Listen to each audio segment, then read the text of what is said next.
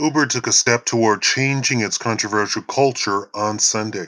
The company's board unanimously approved the recommendation suggested by an external investigation into sexual harassment and other bad behavior in Uber's workplace. Welcome to the Shakaama Live Show with your host, Shakaama. What exactly the board agreed to, and the fate of the company's CEO Travis Kalanick, remains a secret until the recommendations are shared with the employees on Tuesday. Last week, the company announced it had fired more than 20 employees after receiving more than 215 complaints about its workplace. The recommendations presented to Uber's board are based, in part, on those claims. Quote, the Uber board met today with Eric Holder and Tammy Albarrán, an Uber board representative said. The board unanimously voted to adopt all of the recommendations of the Holder report. The recommendations will be released to the employees on Tuesday. The Holder report is the culmination of a several-month investigation into Uber's workplace. The company hired Holder, the former U.S. Attorney General, in February after a former engineer at the company wrote a blog post describing a strange year she experienced at Uber. Her blog post included accusations of sexual harassment and gender discrimination throughout the company.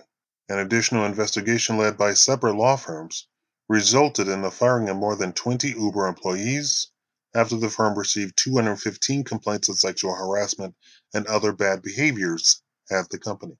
Holder's report is based in part, on those 215 claims, which largely detail discrimination and sexual harassment at the company. The recommendations he made as a result, which will not be made public until Tuesday, are expected by people close to the company to contain not only wide-ranging cultural reforms, but also possibly personnel recommendations. The board debated for 7 hours on Sunday at the Los Angeles office of Covington and Burling, Holder's law firm. Before the board meeting, the Wall Street Journal reported that Emil Michael, Uber's long-standing chief business officer, who has been linked to several of the scandals, may resign as early as Monday as a result of the report. The biggest unanswered question remains the future of Kalanick as CEO of the company. Reuters first reported that the board was going to discuss whether the embattled CEO, who is also facing a personal tragedy after the loss of mother, should take a 3-month leave of absence.